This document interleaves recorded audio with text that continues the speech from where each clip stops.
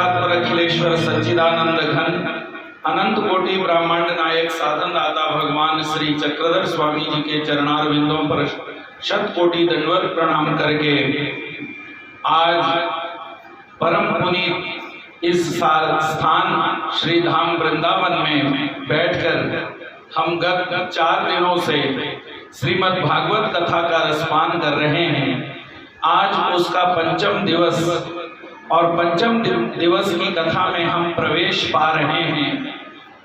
उपस्थित सभी संत महंत तपस्विनी बाइयां सभी के संत चरणारविंदों को स्पर्शित करते हुए आज की कथा का आरंभ करते हैं।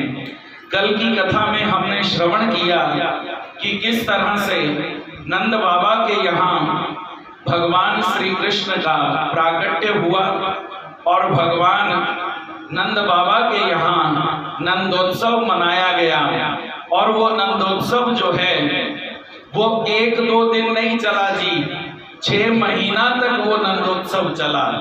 क्योंकि जो नंद के घर बेटा ने जन्म नहीं लिया, नंद के घर में आनंद ने जन्म लिया है।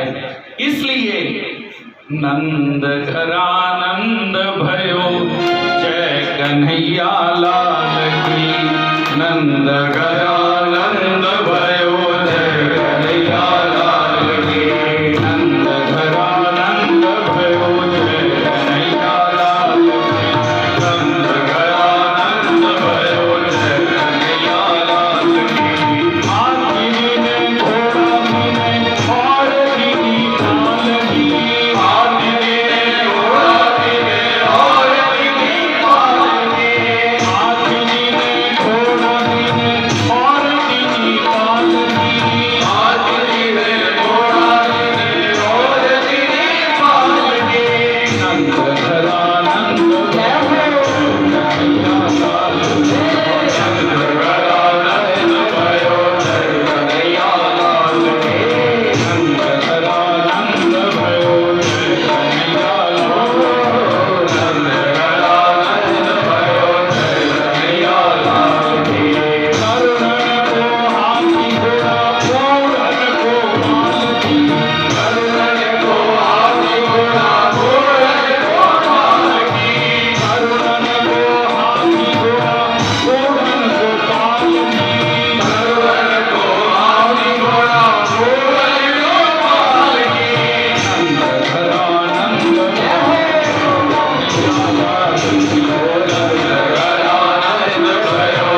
कन्हैया लाल की, नंद घर आनंद भयो जय कन्हैया लाल की, नंद घर आनंद भयो जय कन्हैया लाल की, नंद घर आनंद भयो जय कन्हैया लाल की।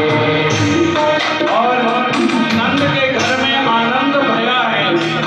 इसलिए आज बर्फी सी ब्रज नारी बनी, गुजिया से गीत और रसगुल्ले से ग्वाला, पेड़ा से प्यारे बने बलदेव जी, रस खीर सिरोहिणी रूप रसाला, कि नंद महीप बने नमकीन, गोकुल गोप सब गरम मसाला, चायो यशोदा जलेबी सी रानी ने, आज रबड़ी सी रात में लड्डू सोलाला। कि नंद के आनंद भया है और सभी ब्रजवासी वहां पर नंद जी को बधाई देने के लिए आ रहे हैं। और बधाई देते देते आज 6वां दिन जब हुआ तो सुखदेव जी राजा परीक्षित को कहते हैं कि इधर कंस जो है वो दुविधा में पड़ गया। क्योंकि इधर कंस ने जिस समय बेटी को मारने का प्रयत्न किया, वो योग माया प्रकट हुई और योग माया ने आकाशवाणी कर दी कि तुम्हारा काल जो है वो कहीं और जन्म ले चुका। इससे कंस की चिंता जो है वो और बढ़ गई। और राजा परीक्षित को सुखदेव जी कहते हैं कि राजन, इसलिए कंस ने सबसे पहले पूतना पूतना नाम की राक्षसी को भेजा कि जाओ ब्रजमंडल में जितने भी जन्माष्टमी के दिन पैदा हुए जितने भी बालक हैं उन सभी बालकों का तुम वध कर दो, क्योंकि उसके स्तनों में वो जहर लगा करके आई और जितने भी रास्ते में बालक थे सभी को मृत्यु के घाट उतारती अब पहुंची कहां? नंद भवन में, जहां पर आनंद बरस रहा है। और नंद भवन में जिस समय पहुंची तो नंद भवन में पहुंची तो मां यशोदा को सुंदरी का रूप धारण किया उसने, और सुंदरी का रूप धारण करके मां यशोदा के पास गई और माता यशोदा को कहती है कि माता बहुत बहुत बधाई हो, तुम्हारे यहाँ लाला ने जन्म लिया हुआ है, ये बालक मेरी गोदी में दो, मैं इसे स्तनपान करवाना चाहती हूं। अब माता यशोदा थोड़ी सी झिझकती हैं। मां यशोदा कहती हैं कि तुम हमारे गांव की दिखाई नहीं देती सखी, तुम कौन से गांव की हो? और पूतना जो सुंदरी का रूप धारण कर रखे है वो कहती है कि मैं साथ वाले गांव से आई हूं, मुझे वरदान है कि मेरा दूध जो बालक पीता है वो बहुत बड़ा बलवान हो जाता है, बलशाली हो जाता है। और कौन मां ऐसी है जो अपने बालक को बलशाली नहीं देखना चाहती? सुखदेव जी कहते हैं राजा परीक्षित, भोली मां यशोदा ने झट से भगवान श्री कृष्ण को पूतना की गोदी में रख दिया और पूतना जो है वो भगवान को दूध पिलाने लगी। तस्मिन् स्तनम दुर्जरवीर्य मुल्बन घोराम कमादाय शिशुदर ददावत गाढ़ं कराभ्याम भगवान प्रपीत प्राणे समम रोष समन्वितो पिबत। और भगवान ने जैसे ही उसके स्तनों को रसपान किया तो भगवान ने क्या किया? भगवान श्री कृष्ण ने उसके मानो प्राण ही जैसे खींच लिए और जैसे ही प्राण खींचने शुरू किए पूतना जो है वो अपने असली रूप में आ गई, दैत्य के रूप में आ गई। और पूतना का शरीर इतना बड़ा विशाल हो गया कि कहते हैं कि ये जो हाथरस है वो हाथरस नाम का जो शहर है वो पूतना के वहां पर हाथ गिरे और कानपुर में कान गिरे पूतना के। इतना दिव्य रूप, इतना भव्य रूप, इतना विकराल रूप था पूतना का। और जिस समय भगवान श्री कृष्ण ने उसके स्तनों का पान किया तो वैसे ही भगवान ने उसके प्राणों को भी खींच लिया और पूतना का उद्धार कर दिया। बोलिए बाल कृष्ण लाल की जय। इस तरह से पूतना का उद्धार करने के बाद भगवान जिस समय पूतना की गोदी में आए उस समय भगवान ने अपने नेत्र बंद कर लिए। राजा परीक्षित सुखदेव जी को कहते हैं कि गुरुजी, भगवान जिस समय पूतना की गोदी में आए उस समय भगवान ने अपने नेत्र क्यों बंद कर लिए?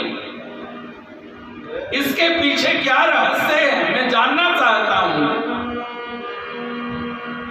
तो सुखदेव जी राजा परीक्षित को कहते हैं कि राजन, पूतना जो है वो अविद्या का सूचक है, अज्ञानता का सूचक है। और जहां पर अज्ञान है वहां पर परमात्मा कभी भी आते नहीं। इसलिए जब अविद्या भगवान के सामने आई पूतना के रूप में, तो भगवान ने अपने नेत्र बंद कर लिए। भगवान ने कहा कि ये कैसे हमारे सामने आ गई, हमारा सामना नहीं कर पाएगी। और भगवान इतने दयालु हैं कि जो गति मां यशोदा को बाद में मिलने वाली है, वो गति आज पूतना को प्रदान कर दी।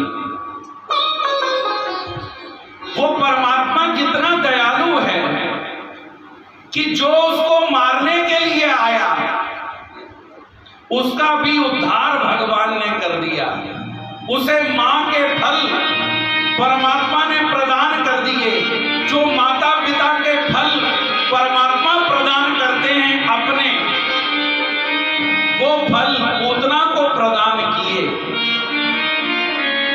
ये भगवान की दयालुता है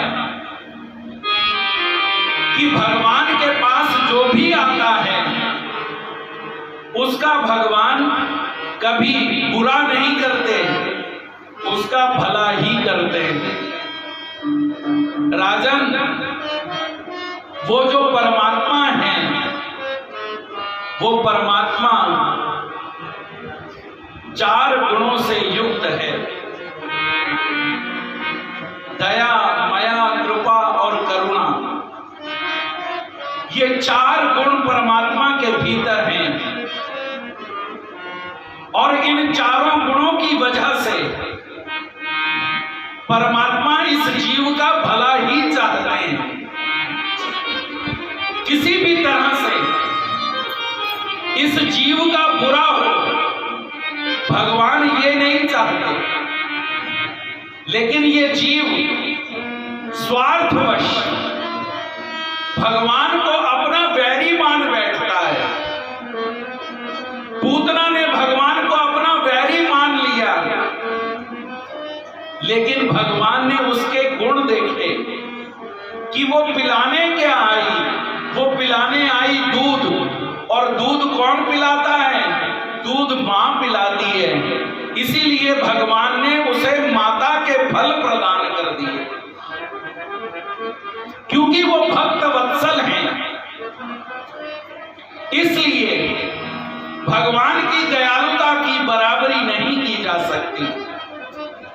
आगे चल करके जिस समय भगवान 12 दिन के हुए, उस समय कंस ने एक और राक्षस को भेजा जिसका नाम था शक्तासुर। नंद बाबा बहुत सारा दान दे रहे हैं, क्योंकि 80 साल की आयु में नंद बाबा के यहां बेटा ने जन्म लिया है। नंद बाबा बहुत बड़े ब्रज के प्रतिष्ठित व्यक्ति हैं, इसलिए नंद बाबा के यहाँ बहुत सारे याचक आ रहे हैं और बहुत सारे दान नंद बाबा दे रहे हैं।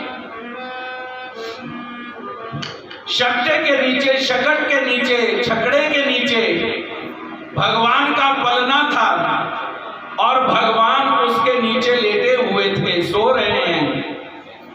और वो शक्तासुर नाम का एक राक्षस आया, और राक्षस ने जैसे ही मन में विचार किया कि इस छकड़े को क्या करूंगा, मैं नीचे गिरा दूंगा और भगवान श्री कृष्ण जो हैं वो इसके नीचे दब जाएंगे और मर जाएंगे। लेकिन वो जानता नहीं था कि भगवान कोई और नहीं, ये कोई और नहीं, ये तो साक्षात पूर्ण पर ब्रह्म परमेश्वर हैं।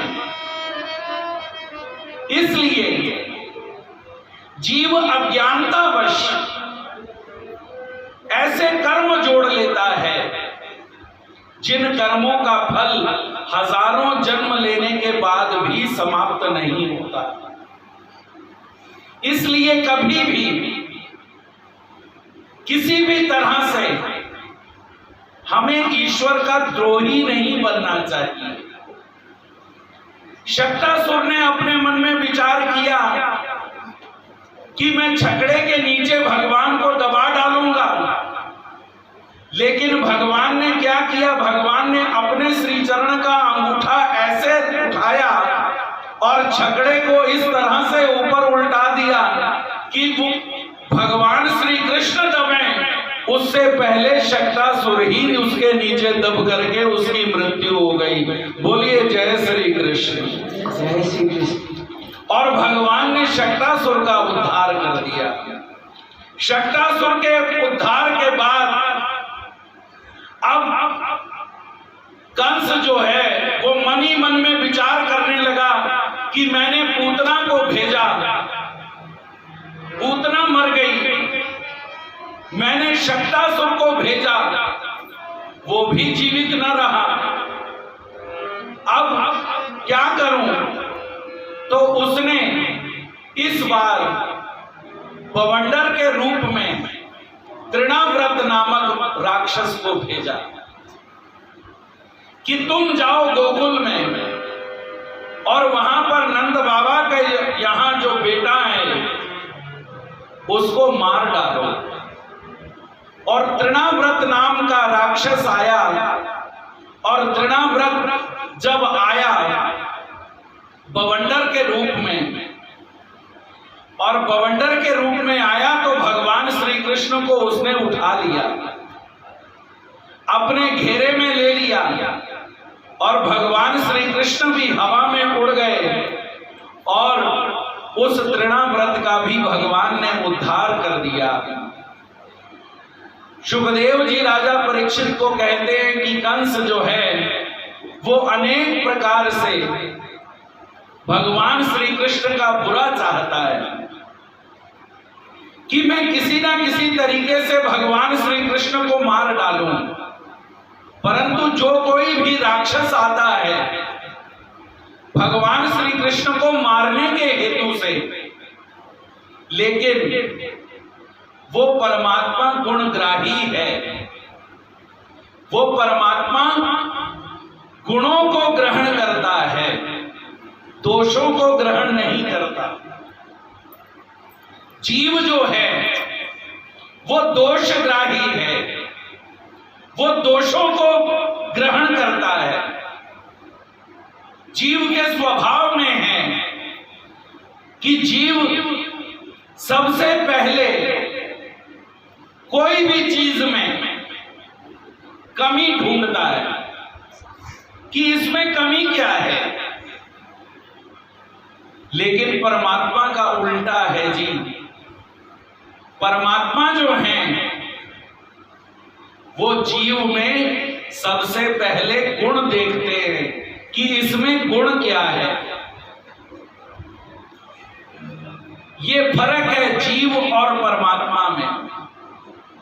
इसीलिए जीव और परमात्मा दोनों अलग अलग तत्व हैं। कई कहते हैं कि जीव और परमात्मा एक ही है। नहीं, जीव और परमात्मा एक नहीं है। जीव अविद्यादि बंधनों से बना हुआ है और परमात्मा नित्य मुक्त है। जीव बंधा हुआ है लेकिन मुक्त हो सकता है। देवताएं नित्य बद्ध हैं, वो हमेशा बंधन में बंधी हुई हैं, अपनी अपनी सीमा में उनका कार्य चल रहा है। और परमात्मा जो है वो उद्धरिता हैं, वो जीव का उद्धार करने के लिए इस धराधाम पर अवतरित होते हैं। यदा यदा हि धर्मस्य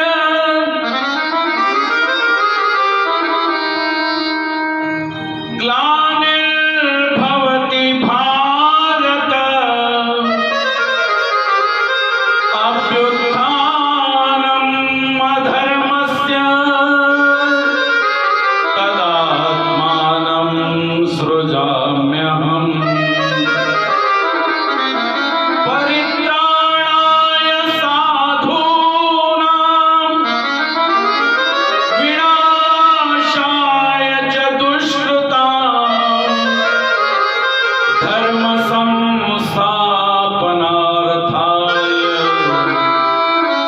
भवामि युगे युगे। भगवान तो जब जब धर्म की हानि होती है, अधर्म बढ़ जाता है, तब धर्म की रक्षा के लिए और अधर्म का नाश करने के लिए, सज्जनों की रक्षा के लिए और दुष्टों का संहार करने के लिए इस धरती पर अवतार धारण करते हैं। और अवतार धारण करके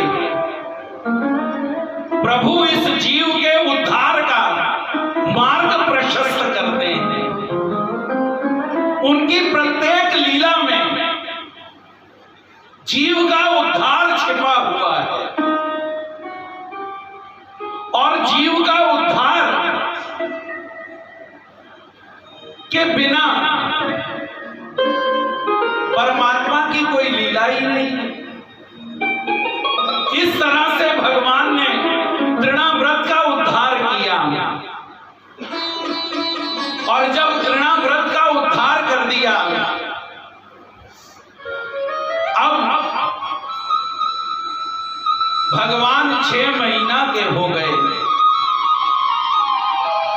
6 महीने हुए जब भगवान को, तब अक्षमात ब्रजमंडल में गर्गाचार्य नाम के एक महर्षि जो त्रिकालदर्शी हैं और यादवों के जो वसुदेव के